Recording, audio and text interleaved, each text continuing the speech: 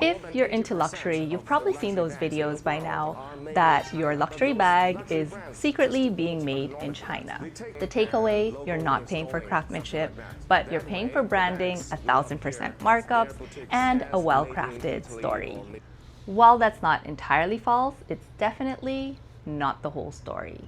Some components of luxury bags are globally sourced, and yes, some luxury houses do have factories in China. Prada, for example, produces some of its nylon bags there, and if you own a Prada re-edition, you might even find a Made in China label. Or turn over your shoes and you might find that it's made in Vietnam. Burberry has production in Thailand. Luxury clothing and accessories especially are usually outsourced to China. Brands like Miu Miu, APC, Celine, and loads of others. This gets even more convoluted if you remember the recent Dior Armani subcontractor situation in which they were caught violating Italian labor laws. So now we know that there are actually Chinese factories on Italian soil owned by the Chinese and employing Chinese and Indian immigrant workers given subpar working conditions that do not meet EU labor laws. And this is all just in order to get that coveted Made in Italy label.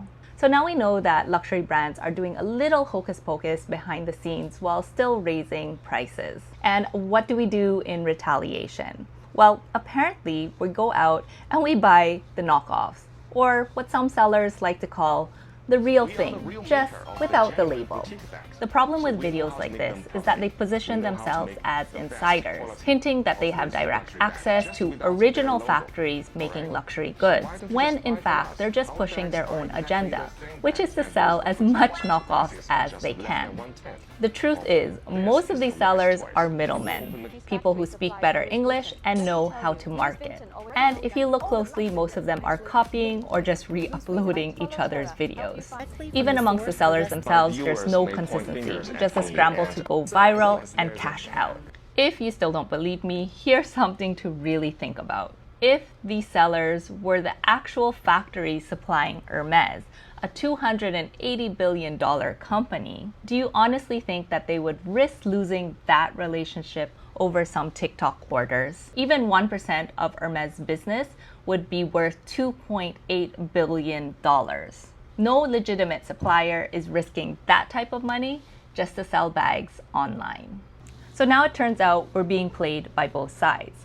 Luxury houses not being transparent about how their products are being made, and dupe sellers acting like Robin Hood, when in fact they're just taking advantage of the confusion. Both sides profit, and we're the ones paying for it. The truth is, we put a handful of labels on a pedestal. We chase trends without asking to stop why, fueled by social media that makes constant luxury hauls look normal and even necessary. We've started to measure our worth by what we have rather than who we are. I keep hearing that a luxury revolution is coming, but if there's one thing I've learned in history, it's that a revolution without real change in what we value is just the same system, packaged differently. If we really want out, it's time to educate ourselves. Remember that luxury only has power because we give it power. Buying fakes still plays the same game. Secondly, it's time to start demanding more transparency from brands. Not just where something is made, but with what material, how, by who, and under what conditions. Lastly, focus on craftsmanship, material, and intentions, not labels.